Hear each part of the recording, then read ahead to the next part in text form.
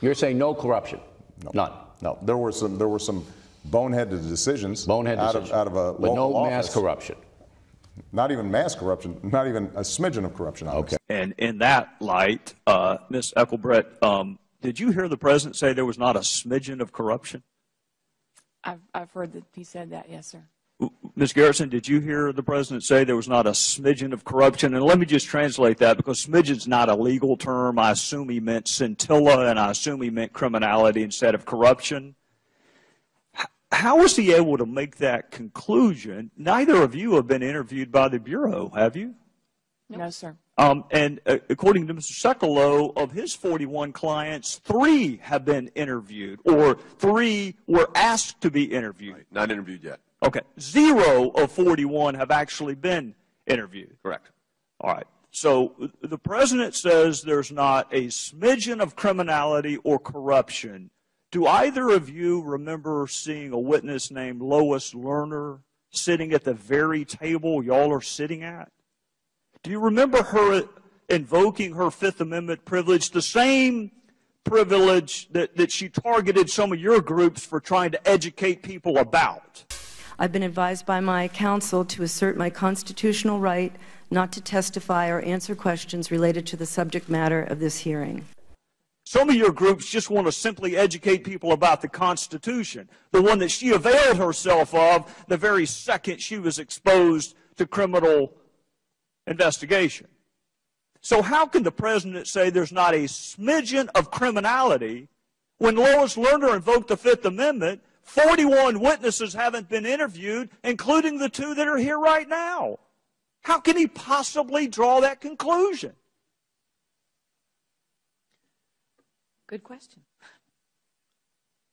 I wish one of the colleagues on the other side of the aisle would ask the president how in the world he concluded no criminality when Lois Lerner sat in front of them and invoked her privilege against criminality.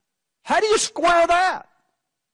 Mr. Gowdy, if I may, she invoked her Fifth Amendment privilege, which she has the right to do, of course. You and I both respect that because we now know the reason why. It wasn't perhaps as clear as it was made yesterday. She invoked her Fifth Amendment privilege because she knew, after she made a false statement in a planted question at an ABA meeting, she knew that, in fact, there was her words and her emails, off-plan drafting of rules targeting conservative groups. She also said at a Duke Law Forum that people are asking us what we can do, and she said, I can't do anything until I see the 990s, the tax returns that are filed. That was all going on while she was redrafting the rules with the highest level of the Chief Counsel's office. Mr. Cartwright. Mr. Sekulow, yes, I want to say this.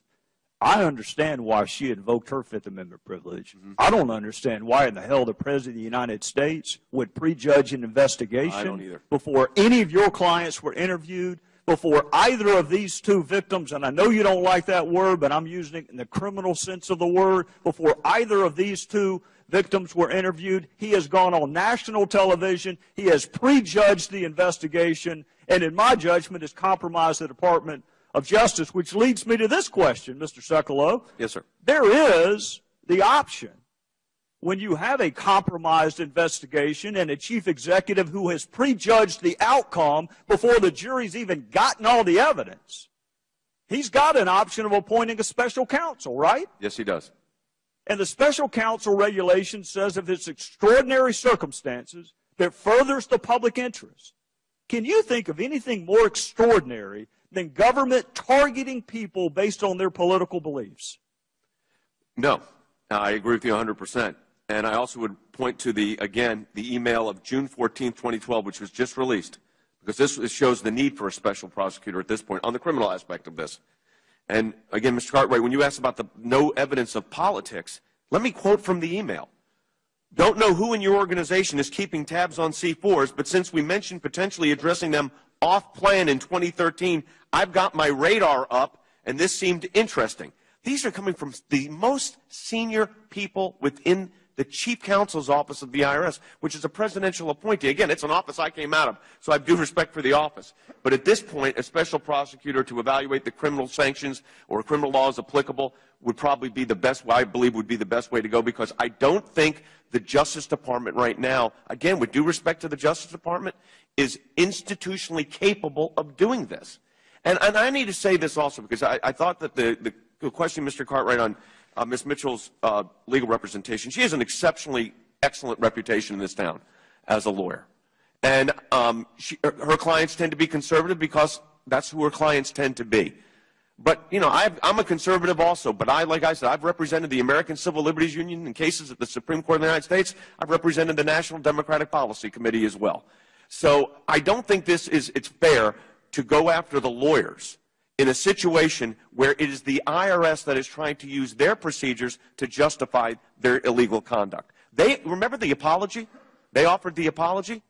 If the selection criteria were inappropriate and then people were selected for review or delayed in their ability to get a response because of their organization's name, that's intolerable. We're not going to do that. It doesn't happen now. It won't happen going forward. And to the extent that people suffered accordingly, I apologize for that.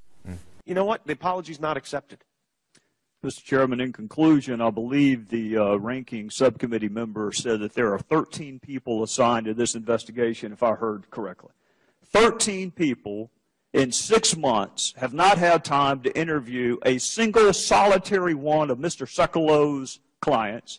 13 people in 6 months have not had time to interview either of these two witnesses, and yet the chief executive, the President of the United States, has already prejudged the outcome of this investigation. So either it's ongoing or it's not. Either he's wrong or Eric Holder is wrong. In either case, it is time for special counsel, Mr. Chairman.